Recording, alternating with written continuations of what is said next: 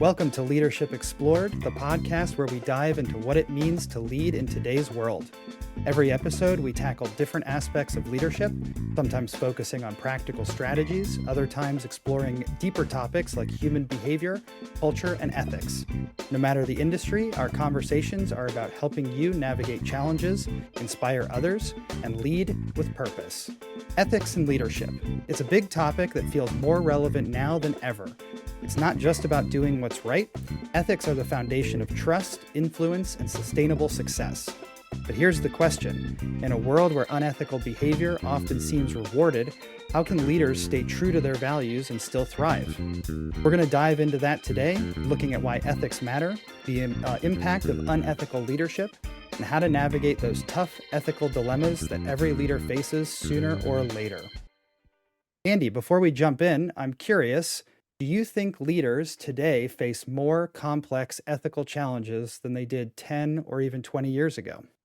It's a tall question, Ed. I think on the surface, the answer is no. I don't think that the ethical challenges that leaders are facing today are substantively different than they've faced 10 or 20 years ago.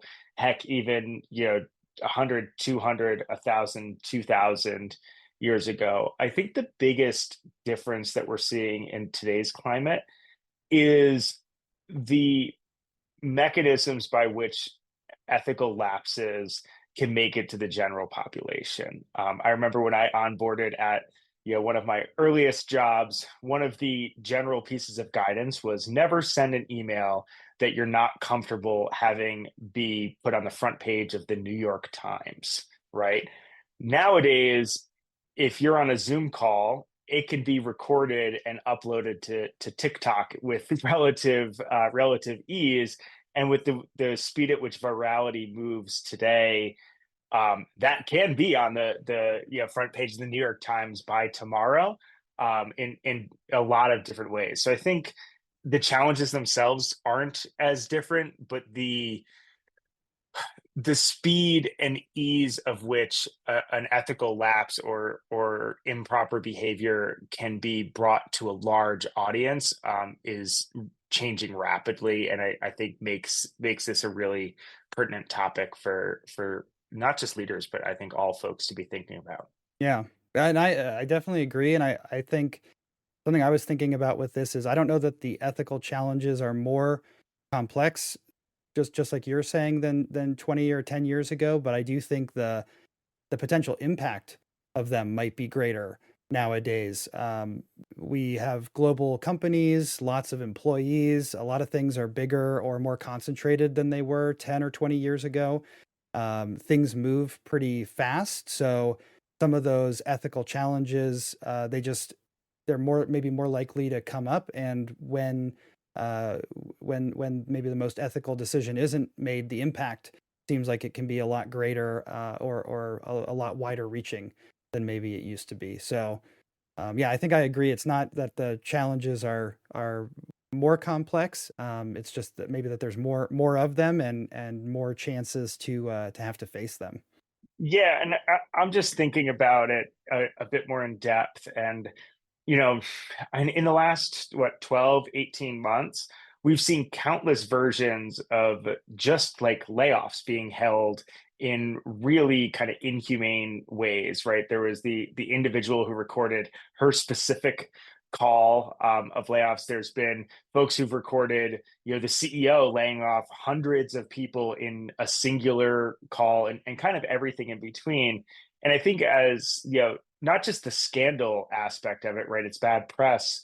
But I think if you're looking to recruit or if you're looking to grow your business and there's that sort of like malfeasance or bad behavior out there, and it's documented that, hey, this is the way that you operate your business, that's going to really have an impact on your recruiting, and also whether or not folks want to do business with you, right? If I've got a competitor that if I'm looking at RFPs across two competitors, and one is out there publicly as doing some pretty unwholesome things, and there's no negative news about the other, and everything else being equal, like how am I going to choose? Like I'm going to go in one direction pretty clearly. Yeah. Yeah, for sure. So I guess, yeah, the obvious question, why does this matter? And what happens when we don't prioritize being ethical? Yeah, definitely. You kind of mentioned it already a little bit, but ethical leadership isn't just about avoiding scandals. It's really about building a culture where trust, accountability, and fairness are non-negotiable. I was looking up some stats around just ethics and unethical companies and some of the impact that there is from those sorts of things, and I found companies lose around 5% of revenue every year to fraud, and that's according to the Wow. Association of Certified Fraud Examiners. So unethical behavior has a direct monetary cost. Looking on the flip side of it, 73% of employees say they're more likely to stay in a high trust workplace. I also found some kind of other interesting stats. 23% of employees in the United States report having personally witnessed or having firsthand knowledge of unethical behavior. And employees who are exposed to unethical behavior are 2.7 times more likely to be actively disengaged and 2.3 times more likely to experience burnout compared to peers who are not exposed to unethical behavior, or who are only exposed to ethical behavior, let's say. Um, and 56% of employees said that they feel they currently work for a toxic CEO whose behavior fosters an unhealthy work environment. So when we think about all these kind of impacts and or all these types of stats, and then all the things we've heard and the impacts we know about lack of psychological safety, it seems like being in an unethical environment makes you feel unsafe, and as a direct result, is going to have a pretty negative impact on performance. Um, I guess I want to ask the reason that this topic came to mind for me is I feel like I've seen a lot of high profile people who are behaving in ways that I would deem as unethical. But sometimes it seems like it pays off. So I guess I'm curious. What do you think? Do you think that this type of behavior, being unethical like that, actually leads to success or has the potential to lead to success? I think it depends on your time horizon, which is a great non-answer, as I'm sure you would call me out on. To take something from a bit further back, right? The Jack Welch School of Management, right? So this is a rank and yank culture, right? Which has kind of been debunked as a motivational tool, although it does still exist in some organizations to this day. Jack Welch was also probably the first person to use layoffs as a tool to kind of boost the bottom line or jack up the stock price. And that boded really well for GE for a while until it didn't, right?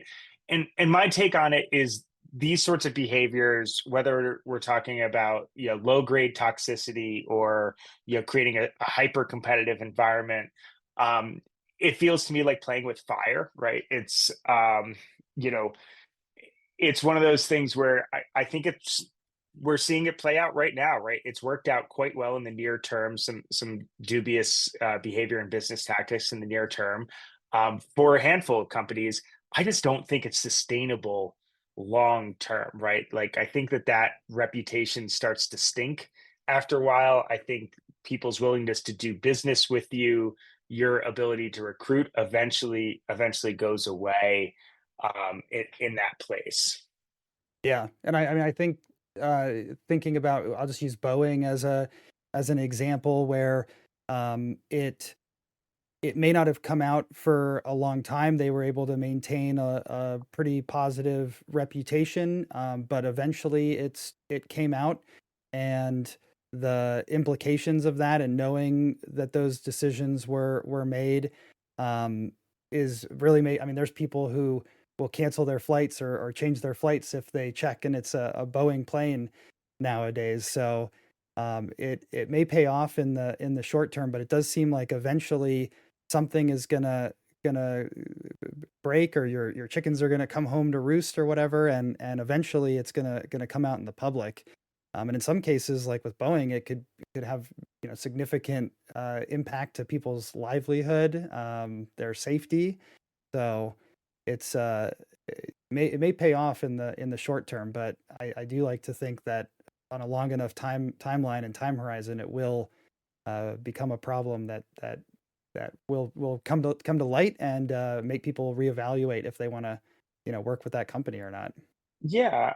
Yeah, and I think, a lot of the companies that we talk about or that we think about that maybe don't have the most ethical leadership team, or didn't have the most ethical leadership team, we see, one, they've got a huge amount of the market share, right? So they've got the market captured, so they're able to kind of bully that market. But two, we see at a certain point they realize that they've got to pivot, right? So if we think about Microsoft, for example, Microsoft, right, has, I mean, should like, who thinks of any other company for word processing or data management? Like, Excel, Word, PowerPoint are so ubiquitous in the business world. Teams right now is probably more used than Slack. There are some kind of interesting business tactics that they've used to create that market share. But there came a point too with Microsoft where they were really well known for having a super cutthroat culture, right? They were, one of the marquee users of that kind of Jack Welch management style, right? Where a certain amount of the organization got put on a plan, or just simply fired on periodic basis for performance. And at a certain point, they hired a new CEO, right? That's where Satya Nadella came in, and he's turned it into a model of ethical leadership, right? His focus on empathy has really transformed their culture. They're consistently one of the marquee places to work, especially in North America. Um, right? He's championed accessibility, ethical AI development, and even pledged that they're going to become carbon neutral by 2030. And he's, on the record saying that empathy is the key to innovation, and that really seems to sum up his approach perfectly. I know a handful of folks who work there. I don't think anyone I know has a bad thing to say about their experience at Microsoft right now, which goes pretty far, for technology companies. I don't know. What are your thoughts? Yeah, I mean, that's definitely, I know some people still have strong feelings about Microsoft, strong negative feelings about Microsoft, maybe around Windows and things like that. But the there definitely was a certain perception of Microsoft and their culture that I think seems to have changed with Nadella's approach coming in, and I think that definitely does show that uh, an ethical behavior and the right places at the right levels in a company, no matter the company, can have positive effects and ultimately, um, change the culture for the better. And I think we can see examples of the opposite as well. I know I just finished recently the book about Elon Musk and taking over Twitter, and in there's a lot of examples of the culture that had been formed there was really positive. A lot of people really liked it and felt really secure there. But then a new leader came in with very different values and perspectives on things, and was able to completely, flip the culture in the other way. So I think we often see a lot of examples like that, but I think it's really good to highlight cases like Satya Nadella and the fact that people now view Microsoft as one of the more ethical companies as far as AI development. I think says a lot about how far they've come since where they were in the past. Yeah, yeah, absolutely. And yeah, just some kind of like baseline metrics. So I decided to pull this up in the background.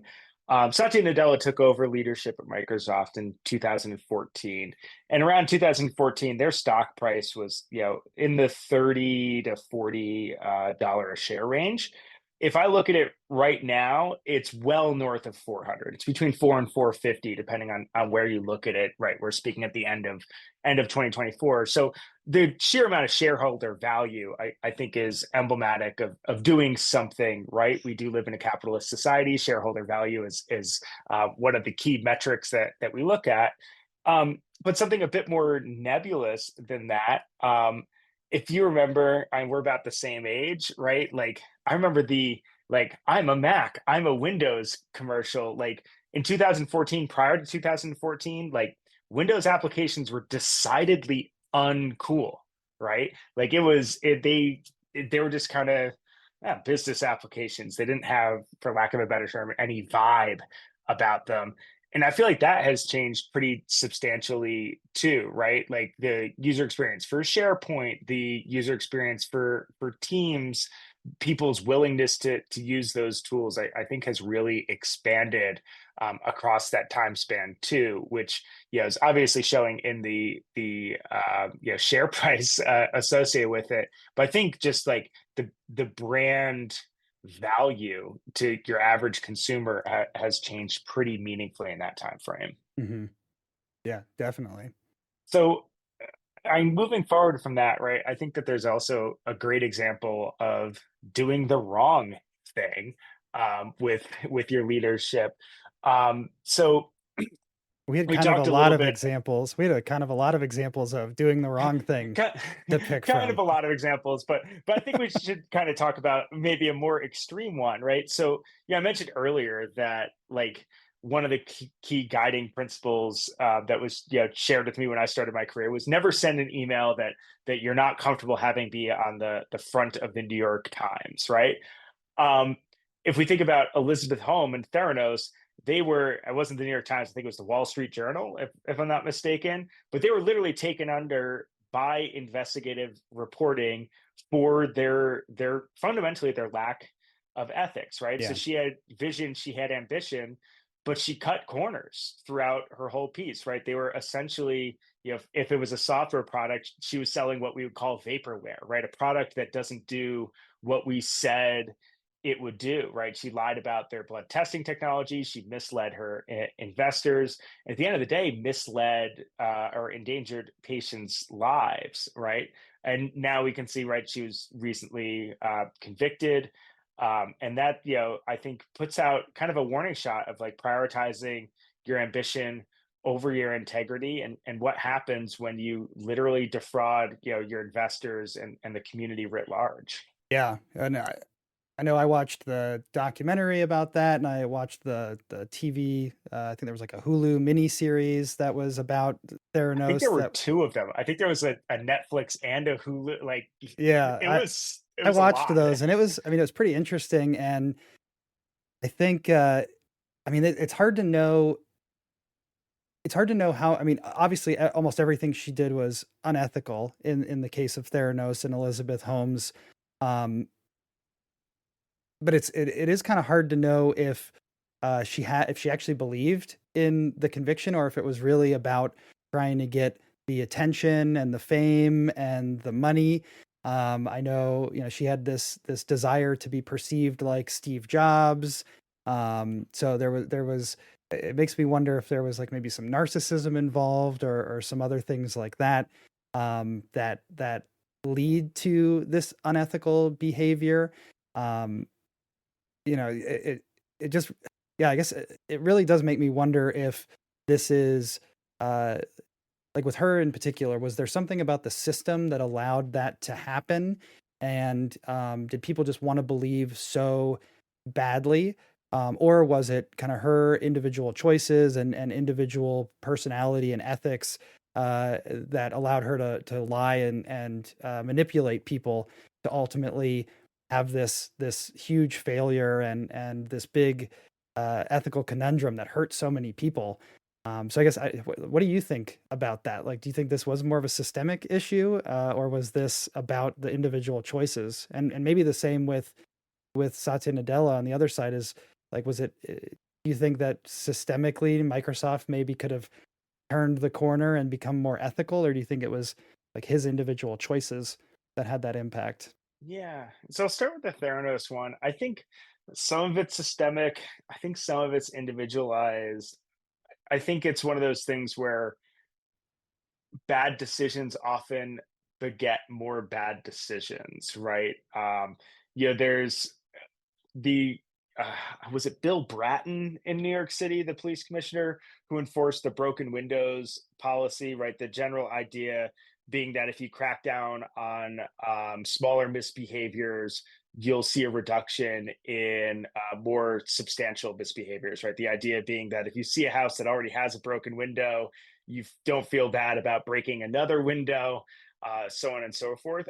I think with Theranos, it was, to a certain extent some of that too. Like once you've crossed a line, your willingness to continue crossing lines, like it just becomes blurry, right? And that happens for long enough, and it gets out of hand pretty quickly.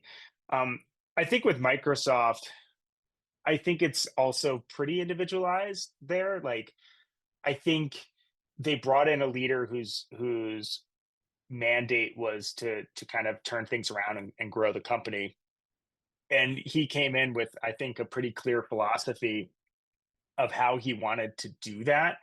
And that sort of like the broken windows thing, I think it's the opposite, right? I think virtue begets more virtue, right? And that becomes a virtuous cycle and spins out. So I don't know, that's my take on it at least. Yeah. Yeah, I know we were comparing when we were talking about what to cover here, we compared Theranos and Elizabeth Holmes to what happened with like WeWork and Adam Newman.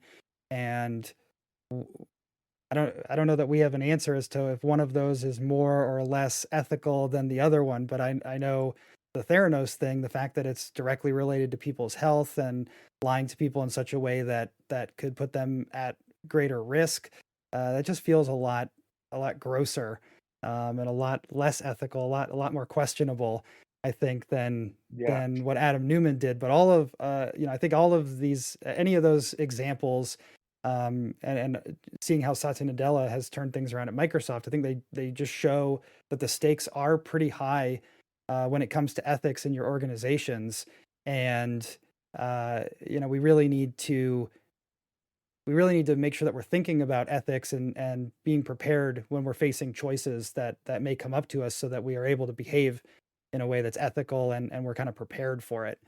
Um, and I think we have to be honest and frank with ourselves and just admit that ethical dilemmas are always going to be a part of leadership, whether it's balancing profit with social responsibility or managing conflicts of interest.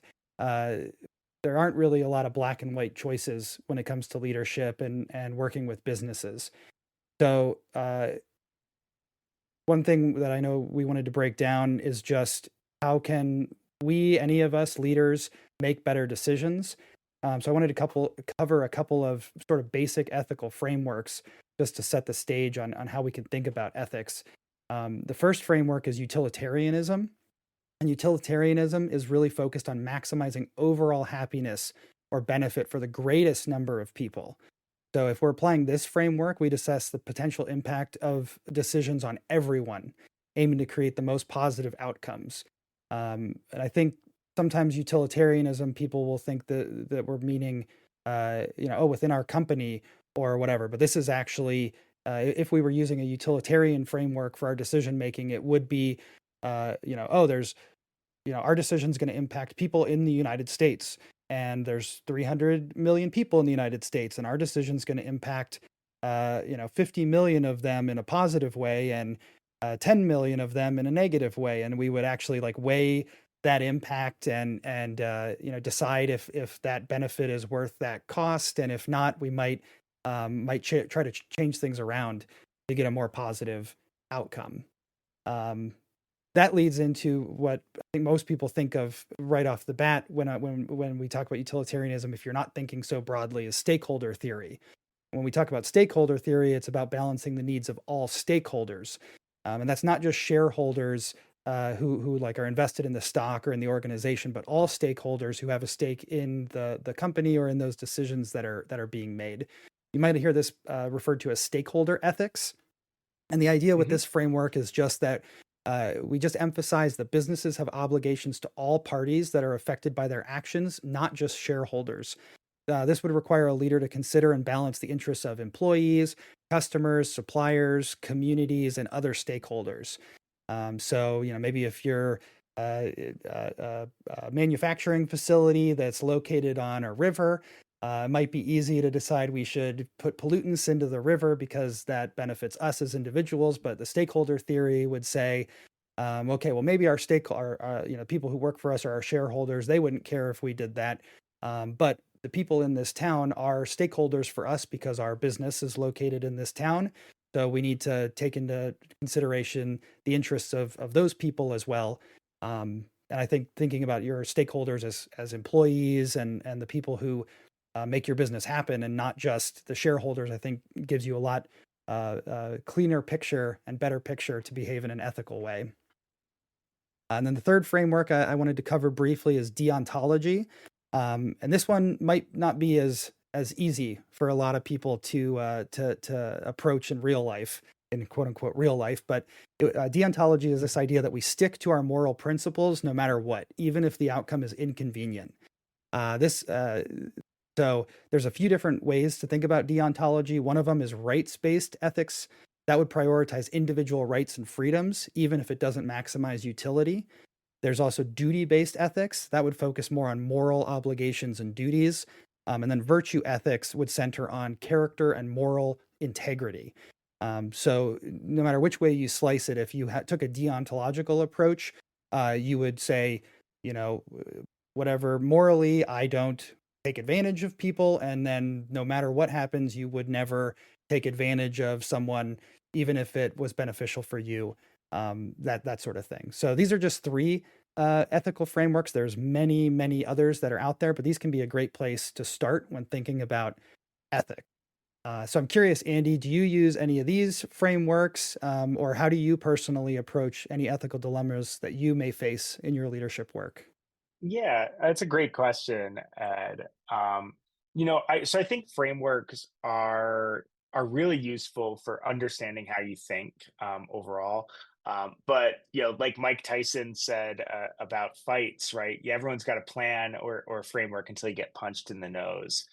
Um, so one of the things I try to always consider is like the scope and scale of things as well, right? So when you think about these various frameworks, like taking a deontological framework and applying it, I think works really well at relatively low scale. But as you get higher in scale and breadth of impact, it becomes a lot more fuzzy, right? Same with and stakeholder and utilitarianism. And utilitarianism, I think it was Sam Bankman-Fried was a famed utilitarian, and that can lead to some pretty ethically dubious decisions too, right? The simplest being, if you have to, it's a thought exercise, right? But if you have to kill 4,999 people so that 5,001 people can live, by that framework, like obviously just kill those people, right? And don't look for any other answer, because that one person tips you over the line. Um, and I tend to look at it through my own personal ethical lens. I like to think I've got a pretty good moral center, but every dilemma is unique too. I don't think it's fair to apply, say, oh, this is the framework and I'm going to apply it to everything as the framework exists. I think that is actually absolving yourself of having to make hard decisions, right? And I think as a leader, your job usually is to make hard decisions, because if the decisions weren't hard, somebody else would have already made them. Hmm. Yeah, I think sometimes I think about things in terms of, can I live with myself if I make this choice? Which most of the time I'm making ethical choices, so it's an easy yes. And and if there's ever like a yes, if that's how I feel, it's kind of this questioning, yes, I can live with myself about this, that I might reevaluate that a little bit. Like, well, why did I say yes in a sort of hesitating way or an uncomfortable way? Maybe there's something there that's not quite right.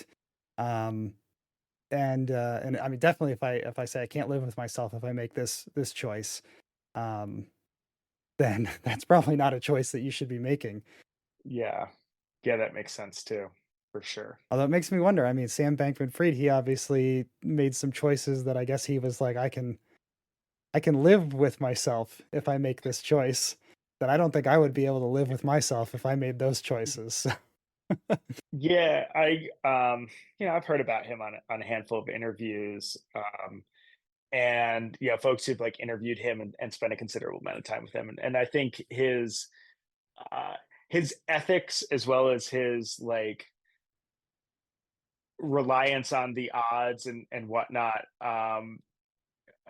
put him in a very unique category, that's probably outside of the scope of this conversation. overall, I don't know that we've got enough time to unpackage all of that. Yeah. So I'm curious, um, do you think that these, when folks are making these unethical decisions, do you think that's coming from ignorance? Do you think it's pressure, deliberate choices? What are your thoughts? Hmm. Well, the standard consultant answer, I think it depends. Um, there are definitely some people who are just comfortable making unethical decisions right from the get-go, and they're gonna lie, cheat, steal, or whatever it takes to get where they need to get to, or convince people they're a certain type of person or a certain way or whatever. So I think some of those, maybe that's deliberate choice, maybe it's character. Um, maybe it's the way someone was raised, which I guess could connect to the idea of pressure a little bit. There's certainly social pressure in some instances. You can look at any of the Wall Street style movies where somebody gets in there and it's like, hey, we're making money, and uh, we might be lying to these folks on the phone, but everybody's making money and it's awesome here and we're having a great time. So pressure can definitely impact things and push things in that direction. Um, I mean, I guess ignorance, I almost want to change ignorance into like self-awareness, I guess. So I think that the more self-awareness that you have, the more you recognize what your personal ethical framework is, and decision making, and where the line is, and recognizing when those types of things come up, where you might be tempted to stray from what you think is right, or where you are tempted, where you actually do maybe behave where you're not quite as ethical as you'd like to be. I think if you're not self-aware, I guess that's a form of ignorance, then you're not going to realize that you're behaving in a way that's incongruent or doesn't align with your values. Um, so I guess I like to think that maybe if we encourage more folks to be more self-aware and reflective, that we can reduce unethical behavior and increase the way that people think about ethics. But I don't know. Sometimes it seems like it's an uphill battle where some people just decide that I don't know. For me, like bullying somebody is not ethical. Uh, uh, but maybe there are instances where if somebody is a bully, I might decide to bully back a little bit. So I guess it's Uh, I'm I'm thinking about the King of the Hill episode where Hank finally tracks and has Bobby bully the neighbor kid because Hank realizes that he can't bully a 10-year-old who's bullying him um, in that which is a bit of an aside, but yeah, and I think like adding to that too, right? Like I think we've seen this especially the last handful 4 or 5 years, right, in this kind of post COVID world. I think that there's always a portion of the population, whether it's a percent, 3, 5, whatever, that anything they're told to do or they're told is the quote unquote right thing to do, they're just going to immediately reject it, just regardless of the merits of that thing, right? We saw it with mask wearing or going out and being sick in public, right? I think we've seen it as within our election cycles, but I think like any ethical decision, there's going to be a handful of people, and I think they've existed for millennia, who just always kind of want to burn the world down, right? Mhm. So I think that like contingency of humanity is always going to exist, and Yeah. hopefully isn't in our audience. Oh yeah. Well, so we talked about some ethical, kind of ethical frameworks to look at ethics-based decisions, but I don't know that any of that was really super practical that would help anyone. It's great to say, "Oh, I'm going to just try to maximize the best for the most amount of people," but let's talk about some ways that we can actually incorporate principles of ethical leadership into our work and into our approaches. Um, so, how can we frame our thinking about ethical leadership, and what principles should we consider? There's many out there. One that I found that I thought was a great acronym, a great framework that is a good starting point for this discussion is the Father framework. I think this can help us establish some ethical mental models. So in Father, the F is for fairness, and the idea that we just want to create a culture that is fair and does not favor some employees while treating others unfairly. And that may just be in an imbalanced way, right? The A in Father is for accountability, which is about leaders admitting their mistakes, accepting being held accountable for bad decisions, and not trying to place blame elsewhere or finding excuses. The T is for trust, because employees need to trust their leaders and leaders need to trust their employees. Trust is the foundation of success, and a lack of trust causes all sorts of other problems. And I'm sure we'll explore trust in many future episodes since that's such a common thread in the things we talk about. The H in the Father framework is for honesty, which isn't just about telling the truth, but it's about discussing difficult topics openly and admitting mistakes. Uh, we definitely wouldn't want to work somewhere where people don't tell the truth and people lie. But sometimes we can avoid. We can still tell the truth while being dishonest in some other way or keeping things hidden. So as leaders, the more honesty we can create, then the more opportunities there are for sharing and I think admitting mistakes and things like that is part of that honesty. The E in Father is for equality. This is about treating everyone equally, irrespective of any specific qualities. So that might be age or gender or sexual orientation or anything else. We don't really want any qualities to influence how we treat people. And then the R, the last letter in Father, is for respect. And this goes beyond just treating each other with courtesy and respecting, but also respecting opinions, values, diversity of thoughts, how people do things, and how we understand important concepts like happiness, success, and reward. I think sometimes we think we're respecting people just by being kind to them, but when we don't acknowledge that like happiness or success might look different for someone else than it does for us, we're not actually respecting them at their core. So that's the Father framework: fairness, accountability, trust, honesty, equality, and respect. I know this was new when I shared that I was going to put this in here for you. So I'm curious, Andy, what do you think about this framework? Is there anything you think is missing or anything you might change about this? Yeah, I think this is a great launching off point. And I want to kind of jump on a couple of things. So you used the word kind, where I think you wanted to use the word nice, being nice to people, and I'll articulate the difference as explicitly as I can. The way that I've heard it best articulated is that people on the West Coast are nice, people on the East Coast are kind, and they're very very different concepts, right? So good way to frame it is, if you get a flat tire on the West Coast, people will drive by and be like, oh, I'm so sorry you've got a flat tire, that really stinks, and they're being nice to you, but they're not actually helping you. Whereas if you get a flat tire outside of, say, New York City, people will call you an idiot for not knowing how to change your tire and then go and change your tire for you, right? And that's being kind, right? They're solving the problem, but they're also being really blunt with you about what the problem is. It's not just that you have a flat tire, it's that you don't know how to change the flat tire, Mhm. right? And I think kindness is kind of threaded through this whole Father idea, right? Fairness, accountability, trust, honesty, equality. One of the ways I think about it too, yeah, and respect, right?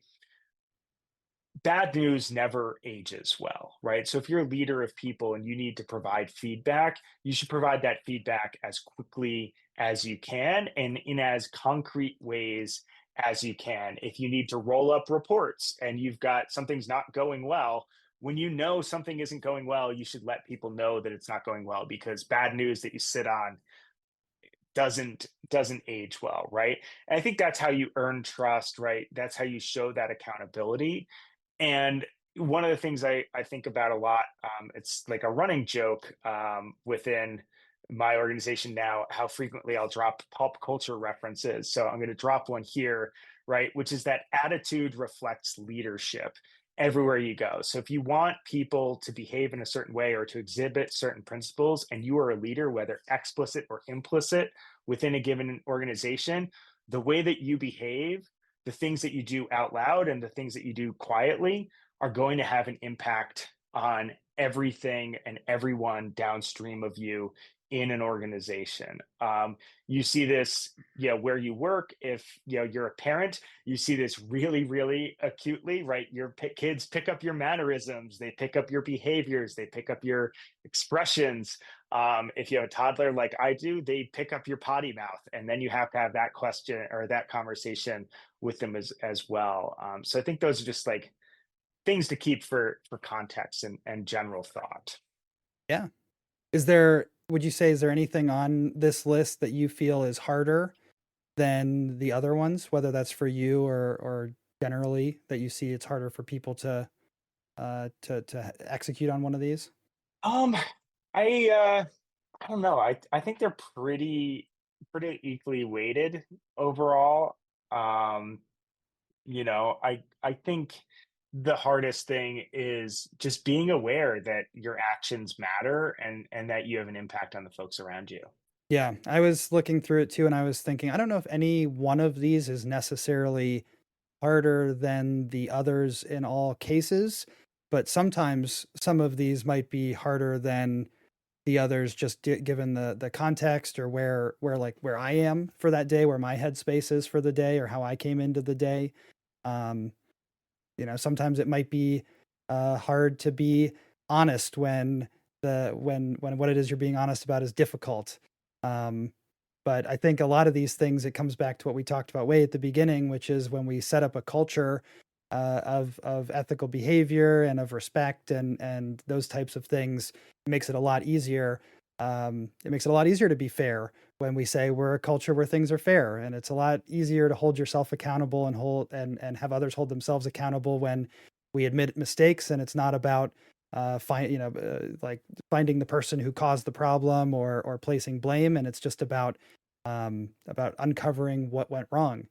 And it's a lot easier to trust when the environment is a place where you feel trusted. It's a lot easier to be honest when honesty is welcome and people aren't going to shut you down. Same with equality and respect. Just everything is easier when the culture supports those things. Yeah, yeah, absolutely. Yeah, and I think a lot of what we're talking about, right, is just kind of the general weight of leadership, right? Having to make decisions, having to be a steward for culture. Um, and also some of that, yeah, these things are easier in a culture that exhibits them and promotes them, which I think, yeah, weighs into what cultures do you want to opt in to, right? Where do you want to work? How do you make those choices from a culture point of view? Yeah. At the end of the day, ethical leadership is about choices, big and small. With frameworks like the Father framework, we can reflect on our behavior and how it aligns with our perspective on ethics and ethical leadership. And we can adjust our behavior to make sure that we're behaving in a way that we feel is ethical. Today, we've looked at why ethics matter, how to navigate ethical dilemmas, and the long-term benefits of leading with integrity. As you think about this, ask yourself, what's one small way you can lead more ethically this week? Share your thoughts. We'd love to hear them. Thanks for exploring leadership with us today on Leadership Explored. If you found value in this discussion, please subscribe and share it with your network. We release new episodes every other week on Tuesday. Join us next time when we'll be discussing hiring for character.